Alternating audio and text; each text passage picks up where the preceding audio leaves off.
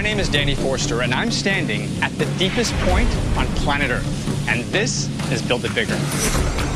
As an architect, I have traveled the world investigating some of the most incredible feats of engineering. And right now, I'm going to take you behind the scenes of the most dangerous construction project in the world. Over 2.5 miles below the Earth's surface, the deepest gold mine ever is getting deeper by the day. In 3, 2, 1. At over 12,000 feet under the Earth, where earthquakes are a constant threat,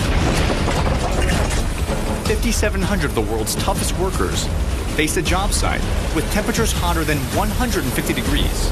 My God, burning hot water. Where makeshift supports hold back millions of tons of rock. I'm gonna lose it. All for one of the most valuable metals on the planet. Solid gold. That's not even a joke, that's actually solid gold.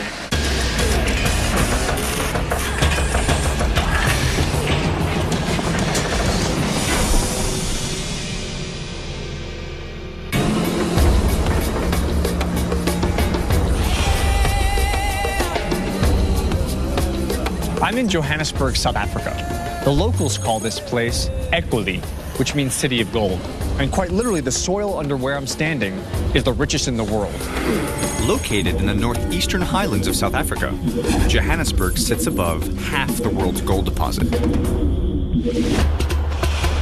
When gold was discovered in Johannesburg in the late 1800s, people flocked from all over the world to mine this ore. It was so plentiful that you could actually see the gold on the surface. Over time, mines opened from the east side to the west side of the city, mining deeper and deeper into the earth. Today, there are 70 gold mines in South Africa, employing over 500,000 people.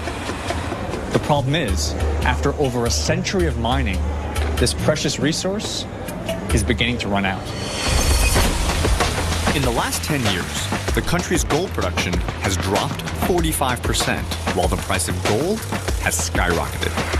Now, to re-establish the nation's most important industry, one South African mine is attempting to dig deeper than ever before.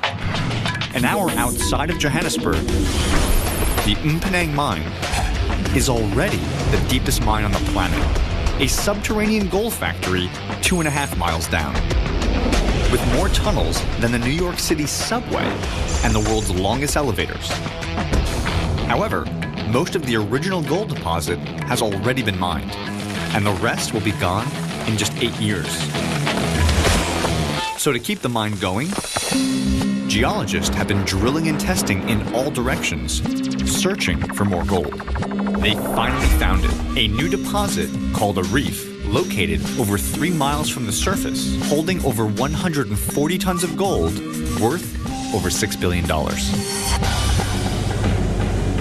So if you didn't go deeper, within about 7 or 8 years, you would have simply mined all the gold that you can get at that depth. That's right.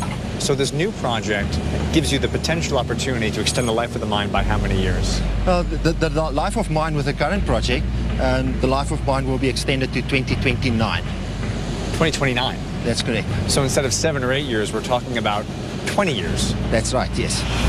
While the team mines out the final gold deposits in the existing mine, they've also added a new deepening team. Their job? Tunnel 7,000 feet deeper to reach the new reef, one blast at a time.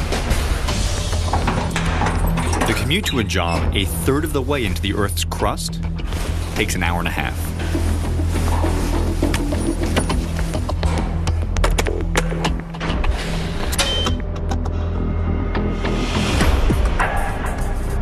The trip starts in the longest elevator in the world, a 50-ton beast that carries 120 miners at a time. You know, given where we're going, Gordon, you guys didn't do much to kind of soften the blow and make this thing look nice. This is it. This is mining. This is reality. You ready? Okay. Right, let's go. Right on, key, Billy. All right. Here we go.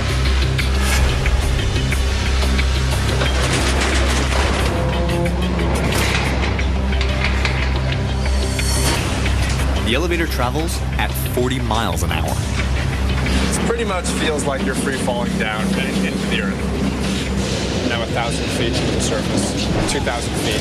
I'm now deeper than the Grand Canyon. I'm now almost at 8,000 feet.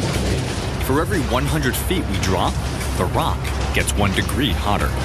Every couple hundred feet, it gets a little bit hotter, a little bit more pressure, and you can feel that inside your head. We're now approaching the bottom. This will be 12,600 feet. Keep in mind, this is the deepest point that any mine has ever worked at in the history of mining.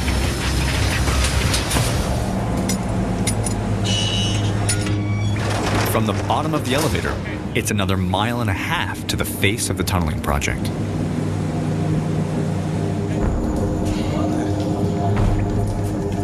Morning. Morning. It's morning, by the way.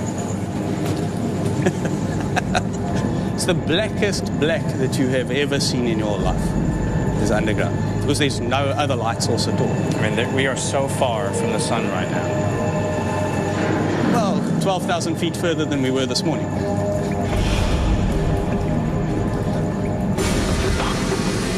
The closer you get to the active face of where the rock is, the hotter it gets. So as I step down, right, every single step, I can feel the temperature getting slightly higher and slightly higher. And right there, that is the very deepest point in this mine. It'll take 600 blasts to reach the new gold reef. They're prepping for blast number 540. And blasting in the deepest spot on Earth is unlike any other kind of blasting. Faults scattered throughout the rock make earthquakes and rockfalls a constant danger. Punishing geothermal heat also makes the working face a scalding 150 degrees Fahrenheit. Oh my God. That's burning hot water.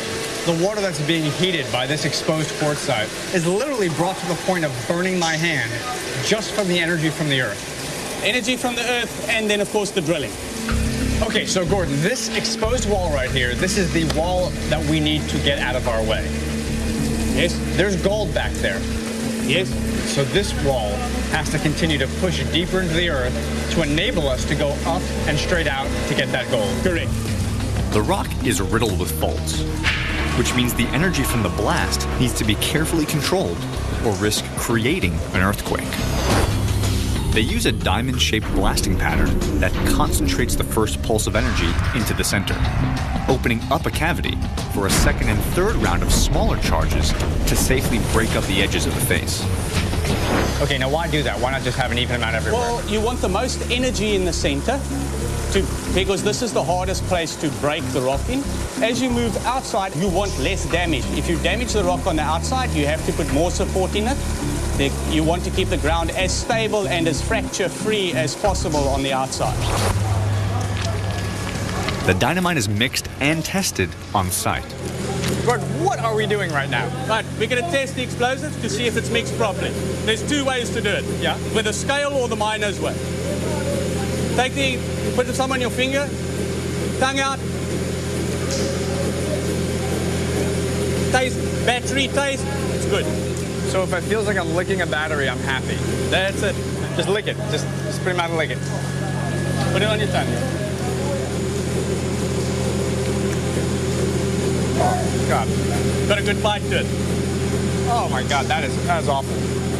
Looks like it's good enough to use. Yep, it's good. So blow up. So like loading a bayonet, we have now at the tip of my lance the explosive, the cable right here. Goes in that hole. This can't actually go off, can it? It's very safe. Very, very unlikely. Okay. Push it all the way in. Lance is now in. That's it. The crew pumps 3 gallons of explosives into each drill hole. Okay, so now the hole It's filled with explosives. loaded with explosives, and essentially we're embedding that bomb, that small piece of dynamite, deep inside of it, and then this becomes the way in which we tie all the different 64 holes together. That's it. And once that's done, we can push the button. The crew retreats 1,000 feet up in the tunnel to detonate. All right, so let me just kind of put this in perspective. Where we're standing right now, we're about 1,000 feet away from a ton of explosives in a wall down there. We're going to set it off, and we are going to be exposed to that explosion. It's going to be happening right down there. In a cramped space like this, each 1.5-ton blast can generate a massive shockwave. Gordon, you said something before about when the blast goes off beyond ear protection. Yes, keeping your mouth open protects your eardrums. It allows the equalization as the shockwave travels through. So I'm to open my mouth during the detonation so as the shockwave doesn't blow up my eardrums. That's it. Okay. This is really one of those moments in life where you gotta wonder, how did I get here? How did I ever do it? Why am I doing it? What am I doing down here? I'm 12,000 feet under the Earth's surface. I'm in South Africa. I'm holding a detonator, and behind me are thousands and thousands of pounds of explosives, and I'm about to set them off. The charge is live. All right, here we go, guys. Open your mouths, cover your ears. In 3, 2, 1.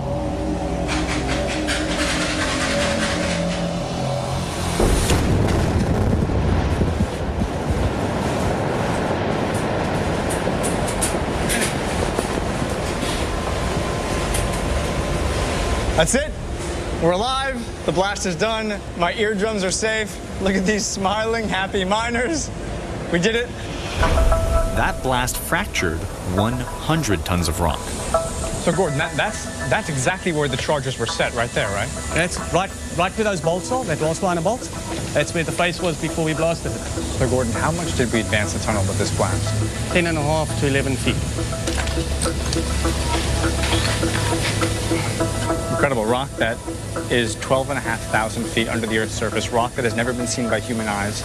It's been here for billions of years, and right now, today, Gordon and his team have just created the new deepest point on planet Earth. It's pretty good, man, I'm not gonna lie. It's pretty amazing. Coming up, I travel through 2 miles of tunnels looking for gold. Oh, dear God.